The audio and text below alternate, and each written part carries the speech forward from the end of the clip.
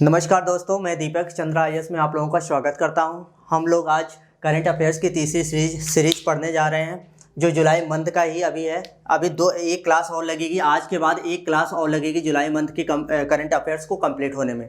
ठीक, चलिए हम लोग स्टार्ट करते हैं। कल बाकी 2 क्लासों में याद रखिएगा हम लोग, ठीक है, जो महत्वपूर्ण मुद्दे थे उस पर चर्चा किए। ठीक, अब आने वाले पॉइंट पे ठीक हम लोग चर्चा करते हैं यहाँ पे। तो पहला पॉइंट है आज का Humboldt research award. Humboldt research award 2021। Germany का एक फाउंडेशन है जिसका नाम है अलेक्जेंडर वान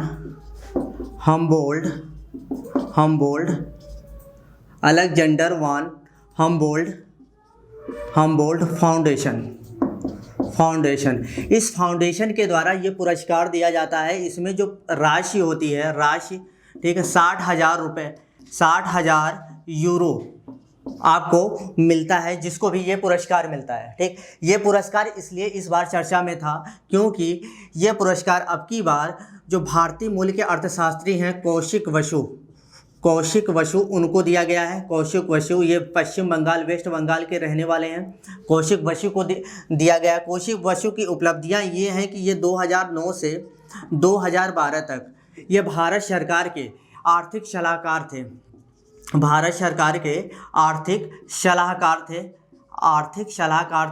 2012 से और 2016 तक ये विश्व बैंक के मुख्य आर्थिक सलाहकार के रूप में अपनी सेवा दे चुके हैं। विश्व बैंक के मुख्य आर्थिक सलाहकार के रूप में अपनी सेवा ये दे चुके हैं कौशिक बसु। ठीक, कौशिक बसु याद रखिएगा, दिल्ली में एक सेंट स्टीफन कॉलेज है, वहाँ से अपनी प्रारंभिक शिक्षा प्राप्त किए थे।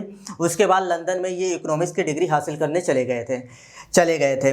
ठीक, इसी उपलब्धि को देखते हुए 2008 में भारत सरकार ने इन्हें पद्म भूषण से सम्मानित किया। कौशिक बसु को सम्मानित किया। तो आज का पहला पॉइंट यही था कि हम्बोल्ट रिसर्च अवार्ड 2021 किसको प्रदान किया गया? तो भारतीय मूल के अर्थशास्त्री कौशिक बसु को प्रदान किया गया। यह हम्बोल्ट रिसर्च अवार्ड किस संस्था के द्वारा दिया जाता है? तो जर्मनी की एक फाउंडेशन है, अलेक्जेंडर वान हम्बोल्ट फाउंडेशन। ये जो आप देख रहे हैं अलेक्जेंडर वान हम्बोल्ट, ठीक है, ये एक व्यक्ति का नाम है, याद रखिएगा। जर्मनी में यह व्यक्ति, ठीक है, एक बहुत बड़े प्रकृतिवाद, ठीक है, प्रकृतिवाद या पर्यावरणविद ये बहुत बड़े थे। ठीक है, इन्हीं के नाम पर इस फाउंडेशन का नाम पड़ा है। और ये पुरस्कार, ठीक, जो दुनिया भर के महान शिक्षाविद होते हैं, दुनिया भर के जो महान शिक्षाविद या वैज्ञानिक जो हैं उनको दिया जाता है ये पुरस्कार। ठीक, तो पहला पॉइंट हम लोगों ने याद रखिएगा यहाँ पे देखा कि हम्बोल्ट रिसर्च अवार्ड 2021, ठीक, किसको प्रदान किया गया? तो कौशिक बसु को प्रदान किया गया। कौन सी संस्था देती है? अलेक्जेंडर वान हम्बोल्ट फाउंडेशन देती है। कितनी राशि इसमें मिलती है? 60,000 यूरो दिया जाता है। कौशिक बसु के बारे में उपलब्धियां क्या हैं? तो 2009 से 2012 तक ये भारत सरकार के आर्थिक सलाहकार के रूप में काम कर चुके हैं। 2012 से 2016 तक ये विश्व बैंक के मुख्य अर्थशास्त्री थे। इस समय प्रेजेंट में ही याद रखिएगा कॉर्नेल विश्वविद्यालय जो अमेरिका का है उसमें अर्थशास्त्र के प्रोफेसर हैं। कॉर्नेल विश्वविद्यालय अमेरिका का जो है, अमेरिका में, ठीक है, ये प्रोफेसर हैं और इन्हें 2008 में पद्म भूषण सम्मान से सम्मानित किया गया था। ठीक, तो इतना पॉइंट इसमें आपको याद रखना है। अगले पॉइंट पे हम लोग आते हैं।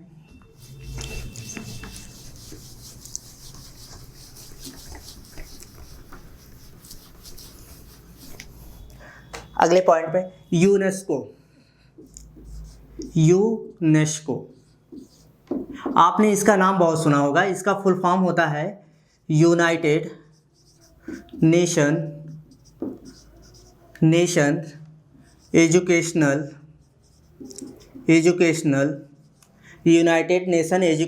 Scientific and cultural organisation.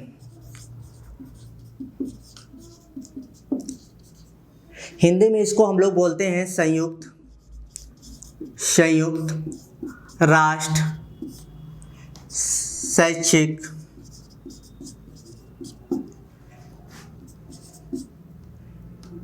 वैज्ञानिक, सांस्कृतिक संस्थान, सांस्कृतिक संस्थान, संस्थान इसी को यूनेस्को बोला जाता है। ठीक है, यूनेस्को का कार्य क्या होता है, तो पहले ये समझ लीजिए कि इसका कार्य क्या होता है। ये क्या करता है कि पूरी दुनिया के जो हिस्टोरिकल प्लेस होते हैं, जो विश्व विरासत स्थल होते हैं, हिस्टोरिकल जो प्लेस होते हैं, ठीक है, उनको अपनी सूची में शामिल करके उनको संरक्षण प्रदान करता है यूनेस्को। ठीक है, इसका फाउंडेशन कब हुआ था, तो 1945 में, याद रखिएगा, इसकी स्थापना हुई थी। इसकी स्थापना 1945 में हुई थी। इसका जो हेडक्वार्टर है फ्रांस के पेरिस में है। भारत जो है इसका 1946 में सदस्य बना था। 1946 में इसका सदस्य बना था। ठीक, सदस्य देशों की संख्या इस समय 195 है। ठीक है, 195वां जो देश है वो फिलिस्तीन है बना हुआ है। अगला पॉइंट है, इसके हेड कौन है, इसके निदेशक कौन है, हेड कौन है, तो याद रखिएगा आद्रे अजोले इसके हेड हैं, जो कहाँ के रहने वाले हैं, फ्रांस के रहने वाले हैं। आद्रे अजोले क्या है, इसके हेड हैं। ठीक, अब देखिएगा, सबसे पहले भारत का जो स्थल इस यूनेस्को की सूची में शामिल हुआ था 1983 में 4 स्थल हुए थे। ठीक है, जिसको आपको ध्यान में रखना है। एक तो याद रखिएगा अजंता की गुफाएं, अच्छी तरह आप जानते हैं। एलोरा की गुफाएं, आगरा का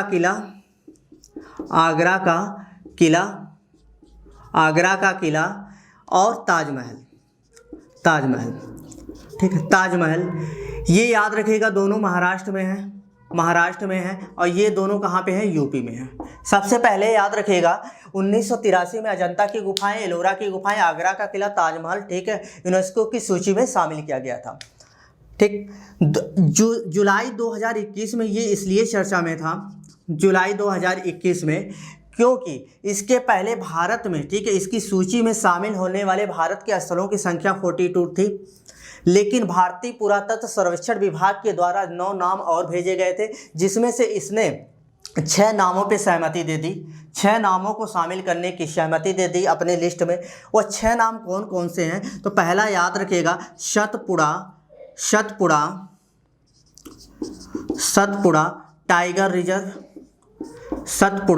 टाइगर रिजर्व, जो कहाँ पे है, मध्य प्रदेश में है। दूसरा गंगा घाट कहाँ पे है, यूपी में है, बनारस में। तीसरा भेड़ा घाट कहाँ पे है, जबलपुर कहाँ पड़ता है, एमपी में पड़ता है। चौथा पाषाण काल स्थल, ये कहाँ पे है, कर्नाटक में है ये पाषाण काल स्थल। पांचवा मराठा सैन्य वास्तुकला, ये कहाँ पे है, तो महाराष्ट्र में। और छठा जो है कांचीपुरम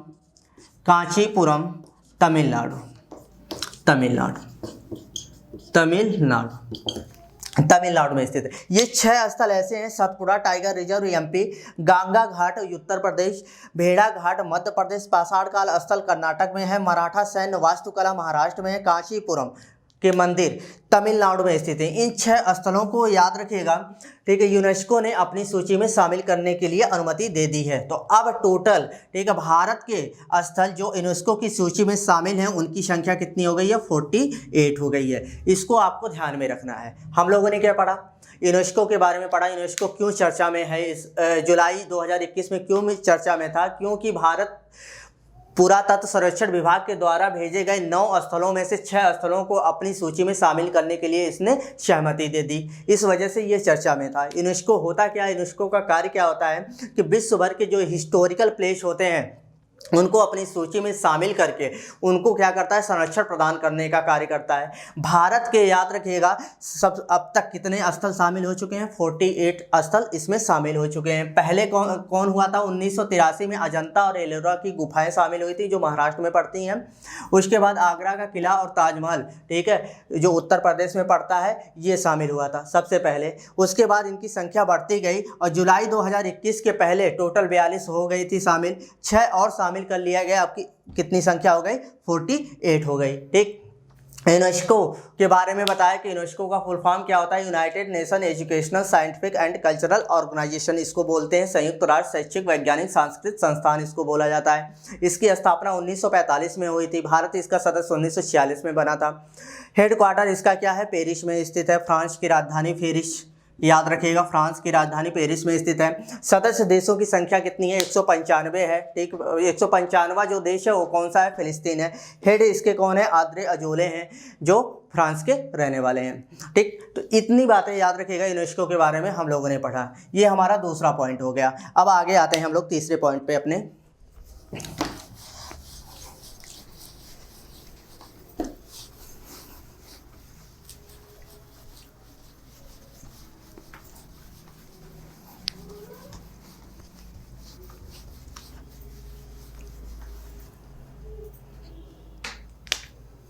तीसरा पॉइंट है हम लोगों का रेत महल।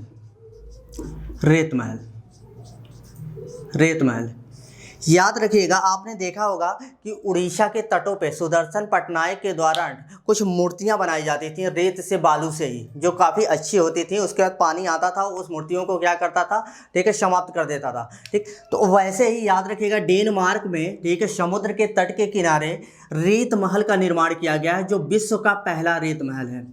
विश्व का पहला रेत महल है, विश्व का पहला रेत महल, ठीक है, बनाया गया है, जिसकी ऊंचाई, जिसकी हाइट जो है, जिसकी ऊंचाई 21.16 मीटर है, जिसकी ऊंचाई 21.16 मीटर है। ठीक, अच्छा, ये महल इसलिए फेमस में था, ठीक है, चर्चा में था बहुत ज़्यादा, क्योंकि इस महल के ऊपर एक टोपी बनाई गई है। और वो टोपी याद रखिएगा कोरोना वायरस को इंडिकेट करती है, समर्पित करती है। ठीक, जैसे याद रखिएगा कोरोना वायरस जो है पूरी दुनिया पे राज कर रहा है, वैसे वो टोपी, ठीक है, ऐसे प्रदर्शित किया गया है उस टोपी को कि वो टोपी पूरे महल पर क्या कर रही है, राज कर रही है। इसलिए ये चर्चा में था। ये कहाँ बना है, डेनमार्क में, डेनमार्क में। चलिए अगले पॉइंट पे हम लोग आते हैं। अगला पॉइंट है कोया आदिवासी। कोया आदिवासी, कोया आदिवासी। पिछली क्लास में आपको पढ़ाया था पोलावरम, कुछ नाम बताया था, पोलावरम सिंचाई परियोजना, पोलावरम सिंचाई परियोजना, सिंचाई परियोजना। ठीक है, आपको बताया था कि जो पोलावरम सिंचाई परियोजना है, ठीक, ये आंध्र प्रदेश के पोलावरम नामक गांव पे बन रही है, पोलावरम नामक गांव में बन रही है। ठीक, इस सिंचाई परियोजना से 4 जिले आंध्र प्रदेश के, ठीक है, जिनको लाभ पहुंचेगा, वो 4 जिले कौन है, पूर्वी गोदावरी, पश्चिमी गोदावरी, कृष्णा और विशाखापट्टनम, ऐसा कुछ हमने बताया था। तो याद रखिएगा जब भी कोई सिंचाई परियोजना बनती है तो बांध बनाकर ही नदी के पानी को मोड़ा जाता है।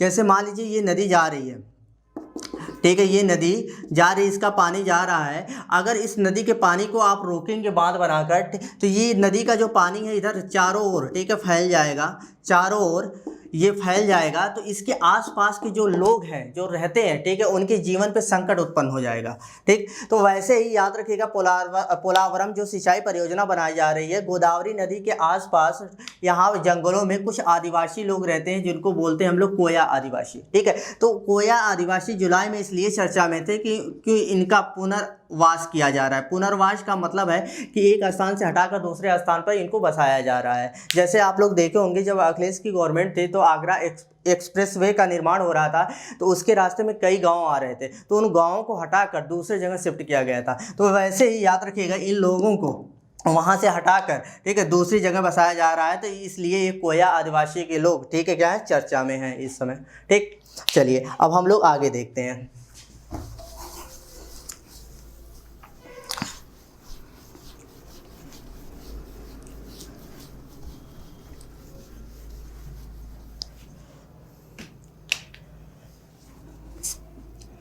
अगला पॉइंट है हम लोगों का क्रिप्टोगेमिक।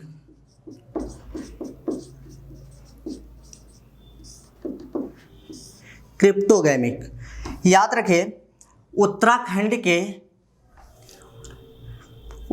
में एक जगह है जिसका नाम है देववन। ये 9000 फीट की ऊंचाई पर स्थित है। 9000 फीट की ऊंचाई पर स्थित है। 3 एकड़ में भारत का पहला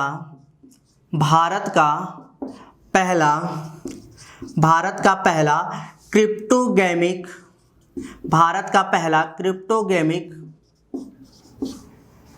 उद्यान बनाया जा रहा है। क्रिप्टोगेमिक उद्यान बनाया जा रहा है। कहाँ बनाया जा रहा है? उत्तराखंड में। ठीक, यूके में, उत्तराखंड में, याद रखिएगा। ठीक, देववन क्षेत्र में। ठीक है, देववन क्षेत्र में जो 9000 फीट की ऊंचाई पर स्थित है, 3 एकड़ में, ठीक, भारत का पहला क्रिप्टोगेमिक उद्यान बनाया जा रहा है।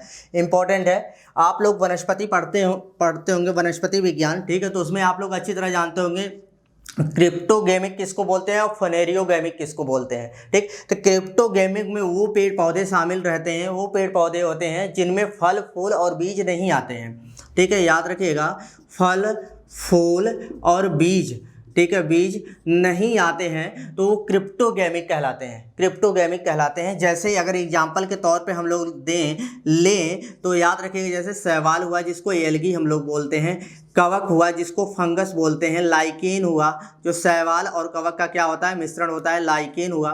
ठीक है, ये सारे चीज़ें, ठीक, याद रखिएगा, ये सब किस में आएंगे? क्रिप्टोगेमिक में आएंगे, क्योंकि इसमें ना तो कोई फल होता है, ना फूल होता है, और ना ही, याद रखिएगा, इनके कोई बीज का निर्माण होता है।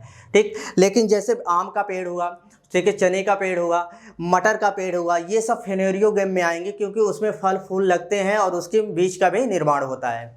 ठीक, तो याद रखिएगा, ये भारत का पहला, ठीक है, 3 एकड़ में फैला हुआ भारत का पहला क्रिप्टोगेमिक उद्यान बनाया जा रहा है उत्तराखंड में। और कहाँ पे? देववन में बनाया जा रहा है। कितनी ऊंचाई पर ये स्थित है देववन? तो याद रखिएगा 9000 फीट पे स्थित है। ठीक, अब इसके बाद हम लोग अगला पॉइंट देखते हैं।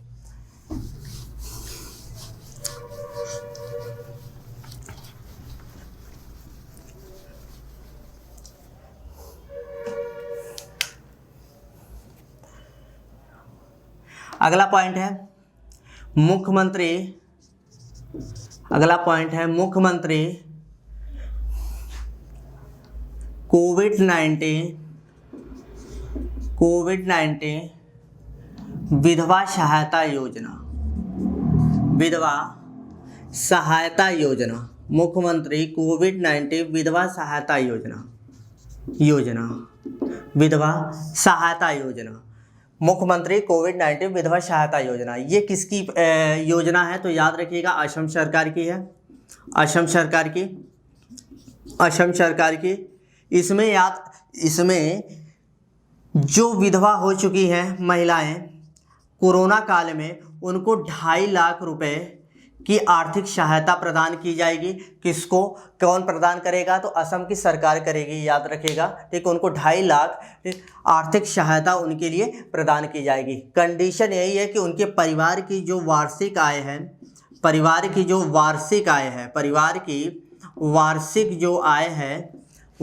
आय वो 5 लाख से कम हो। 5 लाख से कम हो। हम लोगों ने क्या पढ़ा कि मुख्यमंत्री कोविड-19 विधवा सहायता योजना किस राज्य सरकार ने शुरू की है? तो असम सरकार ने शुरू की है। कंडीशन इसने ये लगाई है कि कोरोना काल में जिनके हस्बैंडों की मृत्यु हो गई है, तो उस विधवा महिला को 2.5 लाख आर्थिक सहायता उपलब्ध कराई जाएगी। लेकिन कंडीशन उसने लगाया है कि उस परिवार की वार्षिक आय कितनी? 5 लाख से कम होनी चाहिए। अब अगला पॉइंट हम लोग देखते हैं, प्रधानमंत्री मातृ वंदना योजना। प्रधानमंत्री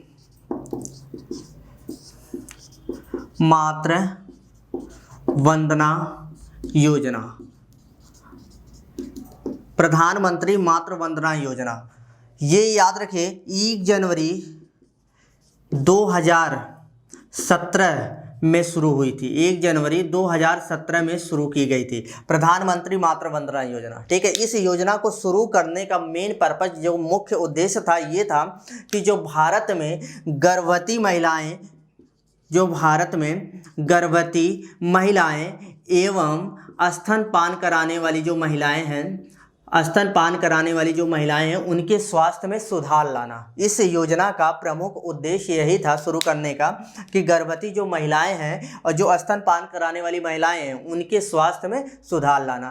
इसके तहत प्रधानमंत्री मातृ वंदना योजना के तहत ये सुधार, उनके स्वास्थ्य में सुधार लाने के लिए आर्थिक सहायता उपलब्ध कराई जाती है भारत सरकार के द्वारा। आर्थिक सहायता उपलब्ध कराई जाती है। अगर आप शहर की हैं, शहर की महिला हैं, तो उसको 6,000 रुपये ठीक है सहायता उपलब्ध कराई जाती है। गांव की हैं ठीक, तो उनको 6400 रुपये की सहायता उपलब्ध कराई जाती है ताकि अपने पोषण का स्तर ये लोग क्या करें, सुधार लें। ठीक है, तो प्रधानमंत्री मातृ वंदना योजना 1 जनवरी 2017 से शुरू हुई थी। इसका मेन पर्पस क्या था, गर्भवती व स्तनपान महिलाओं के स्वास्थ्य में सुधार करना था। इसके तहत सेंट्रल गवर्नमेंट के द्वारा 6,000 रुपये की आर्थिक सहायता उपलब्ध कराई जाती है शहर की महिलाओं को और 6400 रुपये की आर्थिक सहायता गांव की महिलाओं को उपलब्ध कराई जाती है। इस प्रधानमंत्री मातृ वंदना योजना में ठीक टॉप करने वाले जो राज्य हैं, टॉप 3 जो राज्य हैं, सबसे अच्छा इसको ठीक है जो लागू किया है अपने यहाँ एमपी है, दूसरे नंबर पे हिमाचल प्रदेश है और तीसरे नंबर पे आंध्र प्रदेश है। अरुणाचल प्रदेश नहीं है, आंध्र प्रदेश है तीसरे नंबर पे। ठीक है, ये तीनों राज्य याद रखिएगा इस योजना को अपने यहाँ सफल रूप से लागू करने वाले शीर्ष अग्रणी राज्य हैं। चलिए अब इसके बाद हम लोग देखते हैं अगला पॉइंट।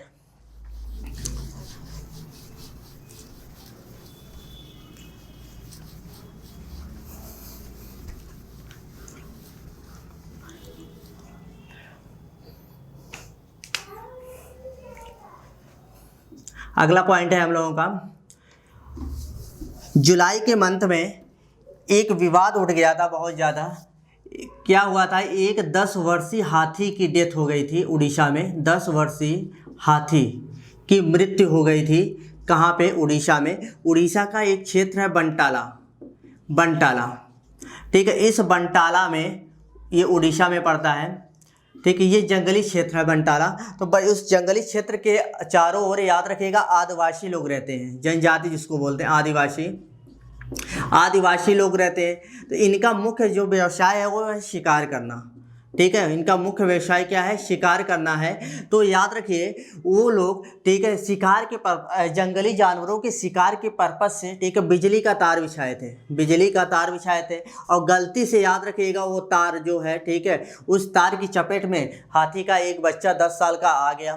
ठीक, और जब याद रखिएगा ये हाथी का बच्चा इसकी चपेट में आ गया तो इसकी डेथ हो गई, इसकी मृत्यु हो गई। इस वजह से उड़ीसा का जो बंटाला क्षेत्र है वो काफ़ी चर्चा में था। ठीक, हमारे देश में याद रखिएगा जो हाथी है, एशियाई जो हाथी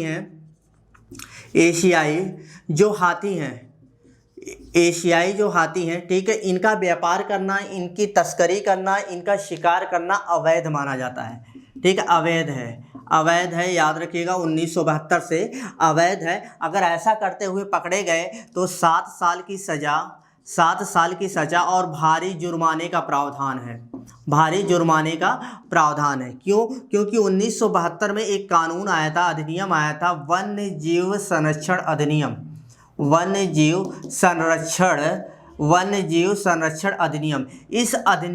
इस वन्य जीव संरक्षण अधिनियम के तहत हमारे देश में एशियाई हाथी का शिकार करना, व्यापार करना, तस्करी करना ये अवैध घोषित कर दिया गया है। ठीक, हमारे देश में हाथियों की संख्या बहुत कम हो गई थी, तो उसको बढ़ाने के लिए प्रोजेक्ट एलिफेंट, कई बार पूछा गया है, प्रोजेक्ट एलिफेंट 1992 में प्रोजेक्ट एलिफेंट शुरुआत किया गया था कि हमारे देश में हाथियों की संख्या कैसे बढ़ेगी। ठीक, तो याद रखिएगा 10 वर्षीय हाथी की डेथ के बाद ठीक है जो उड़ीसा का बंटाला क्षेत्र वो काफ़ी चर्चा में आ गया था, क्योंकि वहाँ के आदिवासियों के द्वारा बिजली का तार बिछा दिया गया था जिसकी चपेट में याद रखिएगा 10 वर्षीय हाथी का बच्चा आ गया था जिससे उसकी डेथ हो गई। तो इसको लेकर काफ़ी बहस उठी थी कि इसकी डेथ कैसे हुई। ठीक। तो क्योंकि हमारे देश में एशियाई हाथी का व्यापार करना, शिकार करना ये अवैध माना गया है 1972 के वन्यजीव संरक्षण अधिनियम के तहत। ठीक है, इसके लिए अगर ऐसा करते हुए आप पकड़े जाएंगे तो 7 साल की सजा और भारी जुर्माने का प्रावधान है। प्रोजेक्ट एलिफेंट 1992 में इसी के तहत शुरू किया गया कि हमारे देश में हाथियों की संख्या क्या हो, उसको बढ़ाई जाए। चलिए अब अगला पॉइंट देखते हैं हम लोग।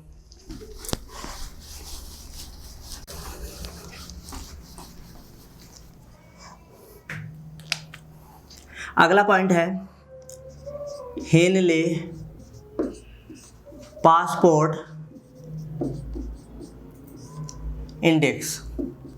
हेनले पासपोर्ट इंडेक्स 2021 इंपॉर्टेंट है। ये क्वेश्चन यहाँ से बनते हैं। पहले इसको जारी कौन करता है? ठीक है, इसको जारी कौन करता है? तो जारी करते हैं, याद रखिएगा,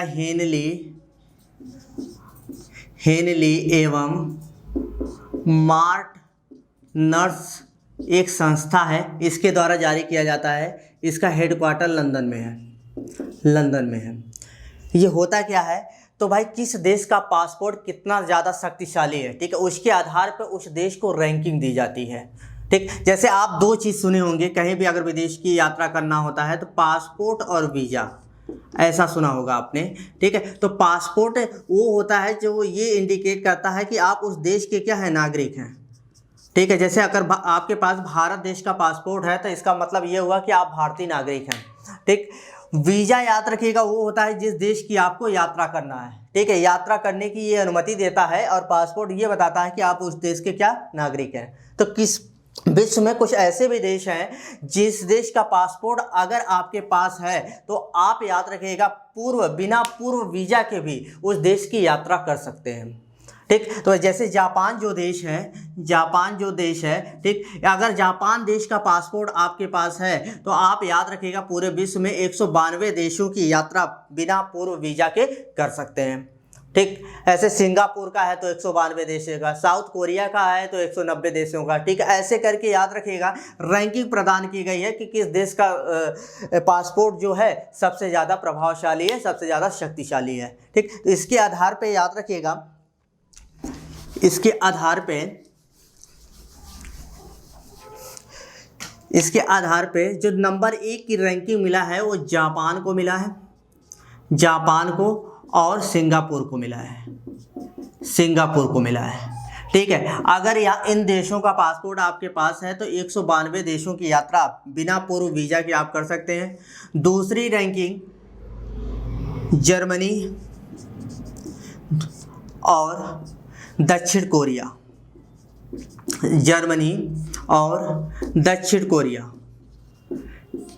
अगर इन देशों का पासपोर्ट है तो आप 190 देशों की यात्रा कर सकते हैं। तीसरा इटली और फिनलैंड। अगर इन देशों का पासपोर्ट है आपके पास तो आप 189 देशों की यात्रा कर सकते हैं। ऐसे कर याद रखिएगा भारत की जो पोजीशन तय की गई है, टोटल 199 देशों के पासपोर्ट शामिल थे इसमें, 199 देशों के 199 में से जो भारत की पोजीशन है ठीक है, वो 90 नंबर की है। जुलाई 2021 का जो डाटा मिला है, ठीक है, उसके अकॉर्डिंग याद रखिएगा भारत का जो पासपोर्ट है शक्तिशाली होने के मामले में दुनिया का 90 नंबर का आता है। ठीक है, भारत के साथ तजाकिस्तान है, इसको भी 90 नंबर की रैंकिंग प्रदान की गई है। ठीक, अगर भारत और ताजिकिस्तान का पासपोर्ट आपके पास है तो आप टोटल विश्व में 58 देशों की यात्रा बिना पूर्व वीज़ा के आसानी से कर सकते हैं। ठीक है, चलिए अब अगला पॉइंट हम लोग देखते हैं। हम लोगों ने पढ़ा कि हेनले पासपोर्ट इंडेक्स 2021, ठीक है, ये किस संस्था के द्वारा जारी किया जाता है? तो हेनली एवं मार्ट नर्स संस्था के द्वारा जारी किया जाता है। इसका हेडक्वार्टर कहाँ पे है? लंदन में स्थित है। फिर उसके बाद हम लोगों ने पढ़ा कि ये होता क्या है, तो ये देशों के पासपोर्ट की शक्तिशाली रैंकिंग निर्धारित करता है कि किस देश का पासपोर्ट कितना ज़्यादा शक्तिशाली है। ठीक, जैसे याद रखिएगा इन्होंने जो रैंकिंग निकाली है जुलाई 2021 में, जापान और सिंगापुर को इन्होंने पहले स्थान पर रखा है कि अगर जापान और सिंगापुर का पासपोर्ट है आपके पास तो बिना पूर्व वीज़ा के आप 192 देशों की यात्रा कर सकते हैं। जर्मनी और दक्षिण कोरिया का है तो 190, इटली और फिनलैंड का है तो 189। ये 3 शीर्ष देश हैं विश्व के। अब भारत की जो पोजीशन है याद रखिएगा वो 90 नंबर पे है, ठीक है। और भारत के साथ कौन है? ताजिकिस्तान। अगर भारत का पासपोर्ट है तो आप विश्व में 58 देशों की यात्रा बिना पूर्व वीज़ा के कर सकते हैं। सबसे कम याद रखिएगा अफगानिस्तान को इसमें रखा गया है, ठीक है, अफगानिस्तान को, ठीक। अगर अफगानिस्तान देश का पासपोर्ट है तो आप सिर्फ 26 देशों की ही यात्रा कर पाएंगे इसके अंतर्गत, ठीक। अब हम लोग आगे बढ़ते हैं।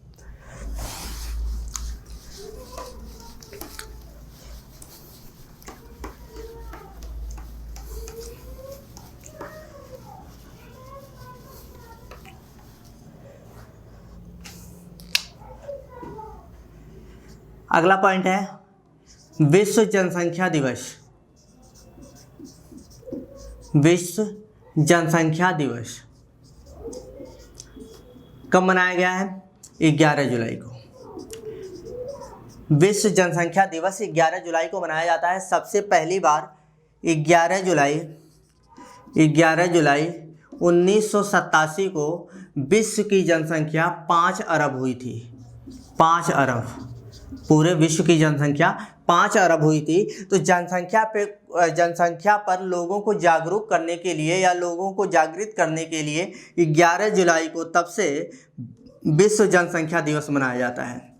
विश्व जनसंख्या दिवस मनाया जाता है। अब याद रखिएगा पूरे विश्व की जो जनसंख्या है 7.70 अरब हो चुकी है। ये बहुत तेज़ी से बढ़ रही है। इसी को ध्यान में रखते हुए सरकारें जो होती हैं नई जनसंख्या नीति लाती हैं। जैसे अपने उत्तर प्रदेश की जो सरकार है मुख्यमंत्री योगी आदित्यनाथ की, उन्होंने इसी 11 जुलाई को अपनी नई जनसंख्या नीति प्रस्तुत की है। नई जनसंख्या नीति 2021 से 30, ठीक है, इसको प्रस्तुत किया। नई जनसंख्या नीति 2021 और 30 प्रस्तुत की गई है। और इस जनसंख्या नीति पे, ठीक है, सबसे ज़्यादा जो जोर दिया गया है टू चाइल्ड पॉलिसी पे दिया गया है। टू चाइल्ड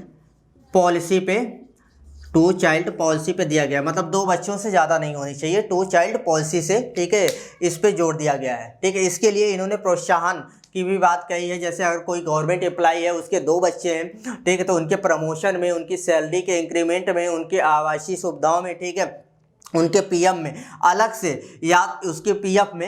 से याद रखिएगा पैसे देने की बात कही गई है, ठीक है, उनको प्रोत्साहन देने की बात कही गई है। ऐसे ही कोई जनता का प्रतिनिधि है, ठीक है, वो टिकट चाहता है तो पार्टी सबसे पहले टिकट उनको देगी जिनके पास, ठीक है, 2 बच्चे, जिनके पास जो संतान है 2 बच्चों से ज़्यादा नहीं है, ठीक। तो ये सब याद रखिएगा, आगे बढ़ाने की बात कही गई है, ठीक है, उत्तर प्रदेश के मुख्यमंत्री योगी आदित्यनाथ के द्वारा नई जनसंख्या नीति के तहत, ठीक है। इसके अंतर्गत इन्होंने बोला है कि जो उत्तर प्रदेश की जो प्रजनन दर है, ठीक है, जो प्रजनन दर है इस समय 2.7% है। इसको 2026 तक हम लोग, ठीक, 2.1% लाएंगे और 2030 तक, ठीक, इसको 1.9% लाएंगे प्रजनन दर को उत्तर प्रदेश की, ताकि जनसंख्या में क्या किया जाए, कमी लाया जा सके, ठीक। तो नई जनसंख्या नीति याद रखिएगा विश्व जनसंख्या दिवस 11 जुलाई को ही लॉन्च की गई थी मुख्यमंत्री योगी आदित्यनाथ के द्वारा उत्तर प्रदेश की, ठीक है। उत्तर प्रदेश की इस समय प्रजनन दर कितनी है? 2.7% है और 2026 तक इसको 2.1% लाने की बात कही गई है और 2030 तक 1.9% लाने की बात कही गई है। इस नई जनसंख्या नीति में मेन पॉइंट क्या है? तो 2 चाइल्ड पॉलिसी है, ठीक है, 2 बच्चे, 2 चाइल्ड पॉलिसी के तहत, ठीक है, प्रोत्साहन देने की बात कही गई है, चाहे वो जनता का प्रतिनिधि हो या गवर्नमेंट कोई एम्प्लॉय हो, ठीक। 11 जुलाई 1987 को सबसे पहले जो हमारी पूरे विश्व की जो जनसंख्या थी वो 5 अरब हुई थी, ठीक। इस वजह से 11 जुलाई को हम लोग विश्व जनसंख्या दिवस मनाते हैं। और इस समय 7.70 अरब के करीब में जनसंख्या पहुंच चुकी है पूरे विश्व की, ठीक। अब आगे हम लोग देखते हैं।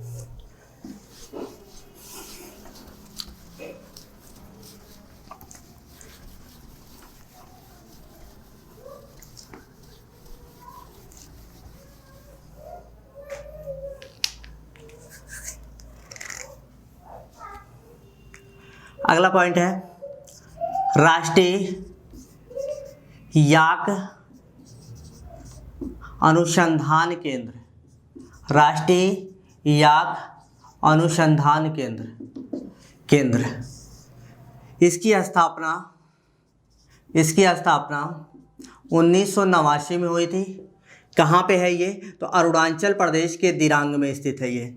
अरुणाचल प्रदेश के दिरांग, अरुणाचल प्रदेश के ये दिरांग में स्थित है। ये चर्चा में क्यों था? क्योंकि ये सबसे पहले पशुओं का बीमा करने के लिए, पशुओं का बीमा करने के लिए national insurance company NIC, national insurance company NIC से करार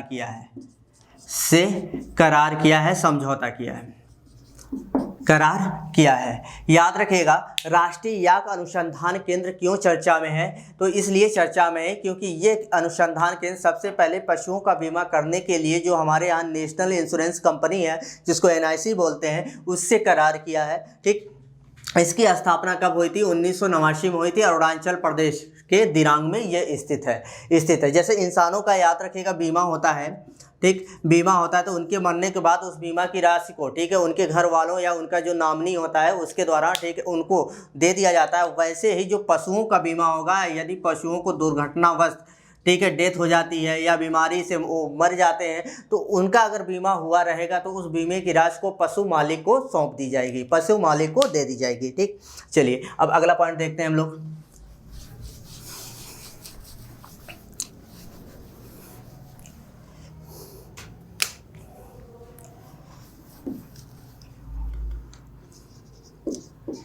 केसरिया, ये काफ़ी चर्चा में था। केसरिया बौद्ध स्तूप, केसरिया बौद्ध स्तूप, केसरिया बौद्ध स्तूप,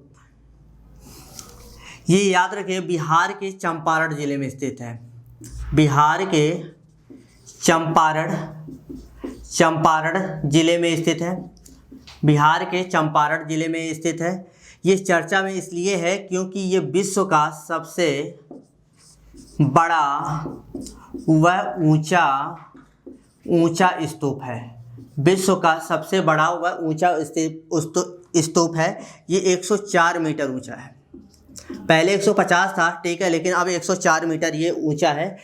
इसमें याद, बिहार में एक नदी बहती है, गंडक नदी, ठीक है। गंडक नदी में बाढ़ आ जाने के कारण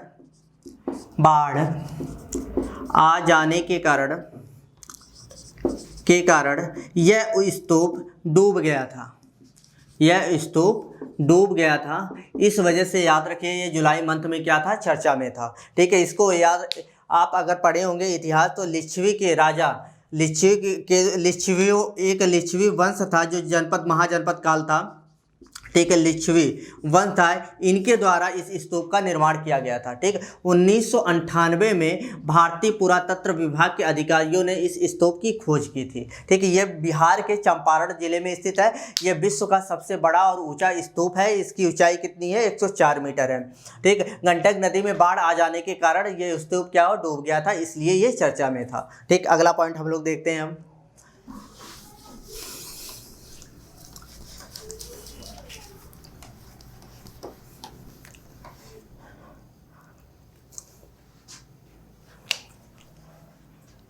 अगला पॉइंट है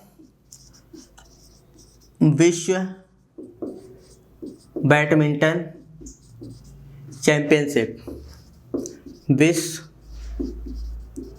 बैडमिंटन चैंपियनशिप 2021। विश्व बैडमिंटन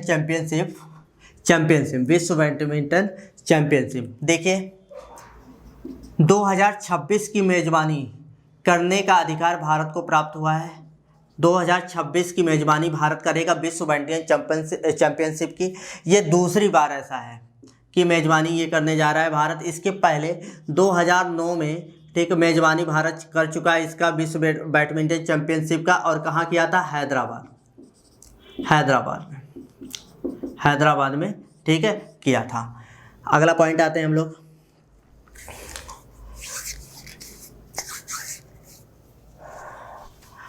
माथ्रू कवचम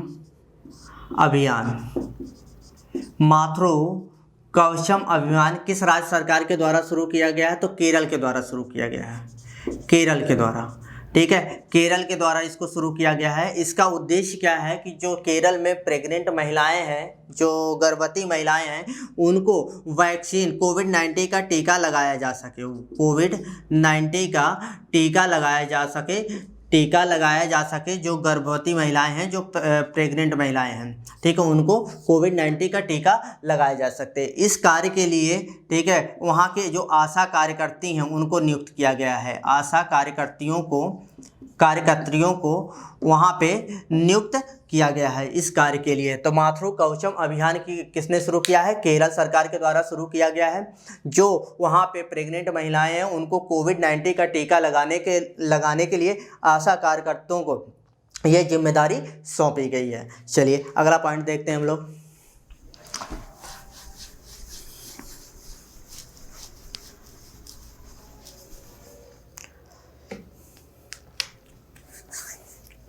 अगला पॉइंट है फाजिल आम। ये भी चर्चा में था क्योंकि जुलाई मंथ में, याद रखिएगा, पश्चिम बंगाल को फाजिल आम का जीआई टैग मिला है। जीआई टैग का मतलब होता है जियोग्राफिकल इंडिकेशन, ठीक है, भौगोलिक संकेत, ठीक है, जो प्रदान किया जाता है भारत सरकार के द्वारा। तो पश्चिम बंगाल को जीआई टैग दिया गया है फाजिल आम के लिए। फाजिल आम इसलिए चर्चा में था क्योंकि जून और जुलाई के मंथ में ये आम, ठीक है, निर्यात किया गया था बहरीन को। भारत द्वारा किसको निर्यात किया गया? बहरीन एक खाड़ी देश है, उसको निर्यात किया गया था। इस वजह से याद रखिएगा फाजिल आम क्या था, ठीक है, चर्चा में था। चलिए अगला पॉइंट देखते हैं। गुजरात के खावादा नामक स्थान पर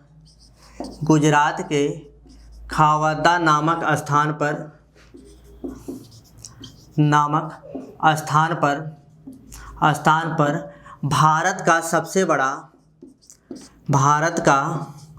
सबसे बड़ा सौर ऊर्जा पार्क स्थापित किया जा रहा है। सौर ऊर्जा पार्क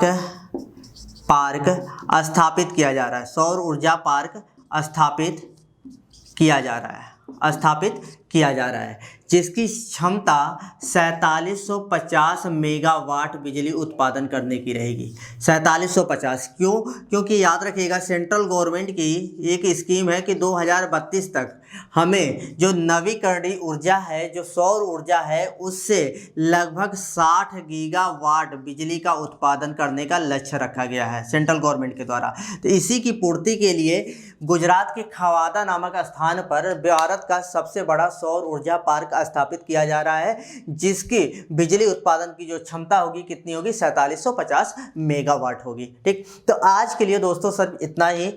अब इसके बाद हम लोग कल के लिए, ठीक, आगे का जुलाई का पढ़ेंगे और कल जुलाई का करंट अफेयर्स समाप्त हो जाएगा। उसके बाद हम लोग अगस्त का स्टार्ट करेंगे। ठीक, अब आज के लिए क्लास सिर्फ इतना ही रखते हैं और बाकी कल की क्लास में मिलते हैं। जय हिंद।